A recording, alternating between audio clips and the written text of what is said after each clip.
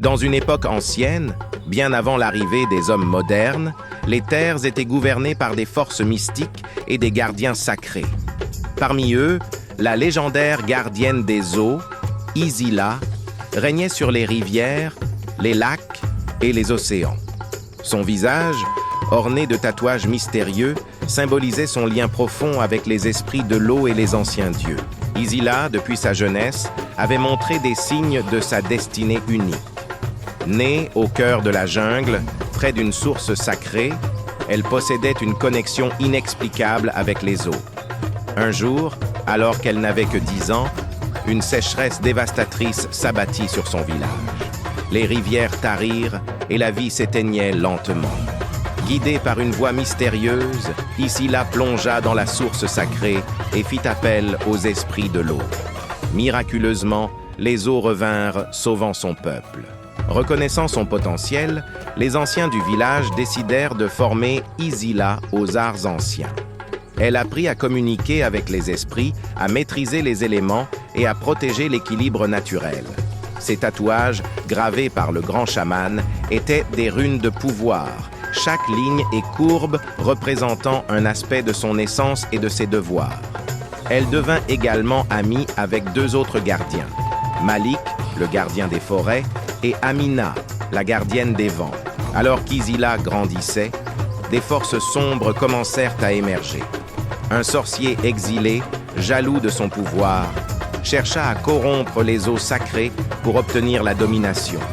Utilisant la magie noire, il envoûta les rivières et sema le chaos. Les poissons mouraient, les récoltes échouaient et une épidémie se propageait. Isila entreprit un voyage périlleux pour retrouver le sorcier et purifier les eaux.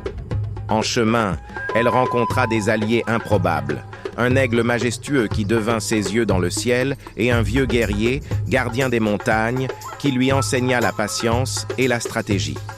Elle rencontra également Tariq, un jeune homme courageux du village voisin qui tomba amoureux d'elle dès le premier regard. Tariq, habile archer et loyal compagnon, décida de l'accompagner dans sa quête.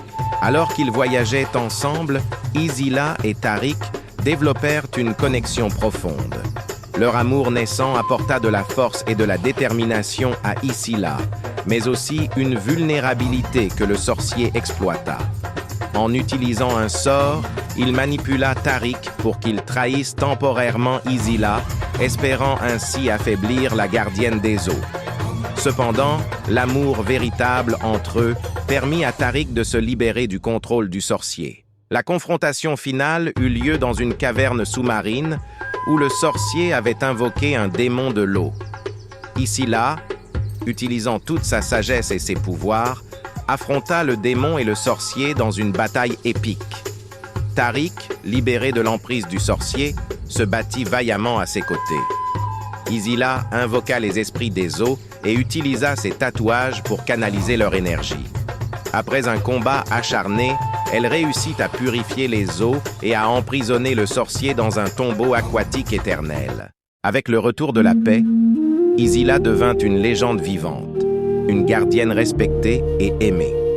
Tariq resta à ses côtés, leur amour renforçant leur lien avec la nature et les esprits. Son histoire se transmit de génération en génération, inspirant des centaines de jeunes à protéger et honorer les eaux. Isila et Tariq vécurent de nombreuses aventures ensemble, assurant que l'équilibre naturel soit maintenu et que leur amour reste une lumière guidant les futures générations.